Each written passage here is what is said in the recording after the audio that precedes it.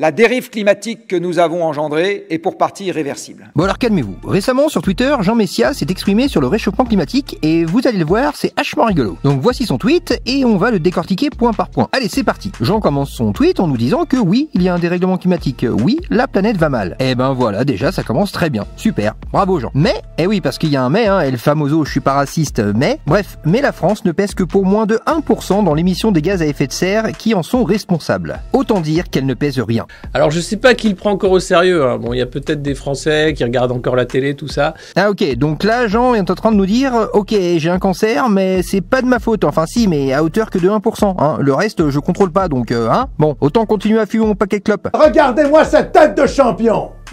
Oui Jean, logique, belle mentalité. Mais c'est vrai Jean, hein, dans le fond tu as raison, la France n'est responsable qu'à hauteur de 1%. Sauf que tu as quand même oublié de préciser un petit détail, hein, le concept de délocalisation. Donc oui en effet, quand on délocalise la production de nos biens dans d'autres pays, c'est super facile de ne pas polluer sur le papier. Un peu comme si t'allais chier chez le voisin en t'exclamant « Eh regardez, moi mes toilettes elles sont toujours nickel ». Dans le fond de votre cœur, vous savez que ce que je dis est vrai. Bref, continuons la lecture. Dès lors, pourquoi les dirigeants français s'acharnent à faire de l'écologie une priorité absolue et à ne parler que de ça matin, midi et soir? Une priorité absolue? Enfin, il vit dans quel monde, Jean, là? Depuis quand les dirigeants actuels, donc la Macronie, font de l'écologie une priorité? Non, Jean, la seule chose qu'ils font, hein, c'est du greenwashing. Calme-toi, hein. Si la Macronie voulait vraiment lutter contre le réchauffement climatique, il s'activerait réellement, hein. D'ailleurs, Jean Covici en parle bien mieux que moi. L'économie de guerre, c'est la diminution des émissions de 5% par an qu'il faudrait avoir à partir de maintenant tous les ans pour être capable de tenir les 2 degrés. Ce qui, je peux vous le dire de plusieurs manières, revient à avoir chaque année un Covid supplémentaire, puisque l'année du Covid, on a baissé les émissions planétaires de 5%. Eh bien, post-Covid, on ne remet pas l'économie dans l'état dans lequel elle était avant le Covid, on la garde comme elle est, puis on rajoute un Covid supplémentaire. D'accord ? Donc on demande au pangolin ou au laboratoire de Wuhan, je ne sais pas exactement, de nous mettre une deuxième saloperie en circulation.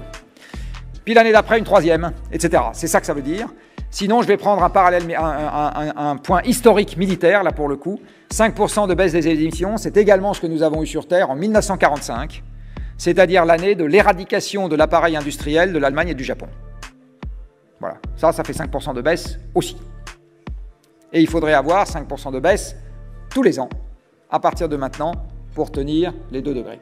Voilà ce qu'il faut faire si on veut vraiment lutter, ou en tout cas limiter les dégâts du réchauffement climatique, au lieu d'aller faire du jet ski sur des yachts de luxe. Mais de toute façon, et ça c'est un avis personnel, quand on voit que des propositions de loi qui visent simplement à réduire la vitesse sur autoroute à 110 au lieu de 130 pour des raisons écologiques, quand on voit que ces propositions toutes simples sont rejetées par une grande partie de la population, je vous laisse imaginer le bordel si demain on dit à ces mêmes personnes qu'il faut réduire drastiquement leur confort de vie. Petit aparté d'ailleurs, j'ai remarqué que globalement l'indignation concernant les limitations de vitesse viennent de personnalité très à droite de l'échiquier politique. Plutôt cocasse de voir que des gens qui prônent le virilisme, l'homme fort à longueur de temps, deviennent tout à coup des sortes de woke hyper fragiles, car oh mon Dieu, je vais devoir réduire ma vitesse. C'est horrible, je suis une petite chose fragile. Au secours, je me transforme en woke, aidez-moi, vite. Alors calmez-vous, ce genre de proposition de loi a, je le sais, un effet très mince sur le réchauffement climatique. C'est un peu comme si du jour au lendemain, au lieu de fumer 20 clopes par jour, t'en fumes que 10. Ça va te faire des économies, mais niveau santé, tu fumes toujours. Cela dit, c'est toujours 10 cigarettes en moins. À la limite, je me dis ok, Allez, on continue la lecture. La réalité est que le système antinational instrumentalise ad nauseam un problème, l'écologie, qui ne concerne que très marginalement la France, pour en faire une perfusion sédative, identitaire, profonde et continue. Le but étant d'endormir et d'aveugler les Français sur la fin de la France. Les traîtres gauchos progressistes bastonnent sur une fin du monde fantasmagorique qui ne concerne la France et les Français que très marginalement. Alors là c'est très fort, les progressistes nous parleraient d'une fin du monde fantasmagorique qui ne concerne que marginalement les Français. On a donc une fin du monde fantasmagorique, fantasmagorique qui veut dire que c'est irréel. On a donc, selon Jean Messia, un phénomène qui n'existe pas et qui en même temps concerne que très peu de Français. Bah ouais, logique. Ouais, logique, ouais. Pourquoi pas? Que tous ces dingos, qu'ils soient au gouvernement ou dans des partis d'opposition, arrêtent donc de nous bassiner avec l'écologie qui franchement nous les brise, quand on sait le danger de mort qui nous guette. Mais mon gars, si tu savais justement les bouleversements que ça va engendrer, si tu en avais la moindre petite poussière de conscience, tu sortirais pas une connerie pareille. La dérive climatique que nous avons engendrée est pour partie irréversible. Alors pour être plus précis, nous avons créé un surplus de CO2 dans l'atmosphère. Un jour, on finira bien par arrêter les émissions. Eh bien, un siècle après arrêt des émissions, la moitié, une petite moitié du surplus de CO2 qui a été créé sera toujours dans l'air. un millier d'années après arrêt des émissions, un quart du surplus que nous avons créé sera toujours dans l'air. Et 10 000 ans après arrêt des émissions, entre 10 et 15% du surplus de CO2 que nous avons créé sera toujours dans l'air. Ce qui veut dire que l'état de l'atmosphère pré-industrielle, nous ne le retrouverons jamais du restant des temps historiques. La dérive climatique que nous avons mise en route est désormais inarrêtable. Ce qui est encore en notre pouvoir, c'est d'en modérer l'ampleur. Et je le rappelle, le gouvernement ne fait rien contre le réchauffement climatique, absolument rien.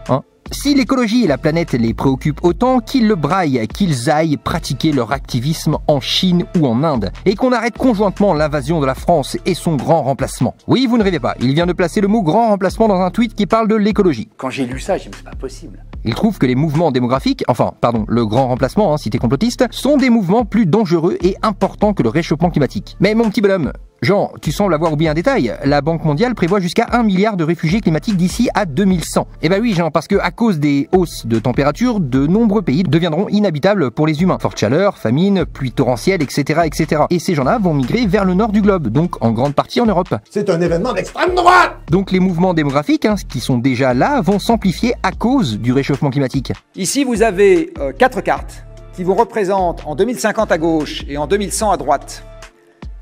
Et, oui, c'est ça. Et avec un scénario de réchauffement de 2 degrés en haut et un scénario de réchauffement de 4 degrés en 2100 en bas, le nombre de jours par an, c'est le code couleur que vous avez sur la gauche, là, où les conditions extérieures seront potentiellement mortelles sur Terre pour un individu en bonne santé. D'accord ? Quelqu'un qui passe les tests de recrutement à l'armée. Alors, ce que vous voyez, c'est que dès 2050, et même pour un scénario de réchauffement à 2 degrés, alors il faut savoir que dans les scénarios de réchauffement à 2 degrés, en fait, les 2 degrés, on les atteint quasiment dès 2050. Mais bon. Vous voyez qu'il y a à peu près 1 milliard d'individus, donc une bonne partie de l'Afrique de l'Ouest, toute l'Asie du Sud-Est, une partie de l'Inde, une partie de la Chine et une partie du nord de l'Amérique du Sud, qui se retrouvent dans des endroits où plus d'un jour sur 2, il est impossible de sortir à l'extérieur sans risquer sa peau. Question, si vous avez 1 à voire 2 milliards d'individus qui sont dans ces conditions-là, qu'est-ce qui se passe? Est-ce qu'ils vont rester tranquilles? Est-ce qu'ils vont rester calmes? Est-ce qu'ils vont rester là où ils sont? Probablement pas. Alors quand vous avez des masses pareilles d'individus qui bougent, ils viennent pas tous chez nous. Pas tous, n'en déplaise à Madame Le Pen. Mais par contre, ils vont bouger pas loin de chez eux. Et ils vont emmerder du monde pas loin de chez eux. Et de proche en proche comme ça va augmenter la conflictualité dans un nombre croissant de régions dans le monde.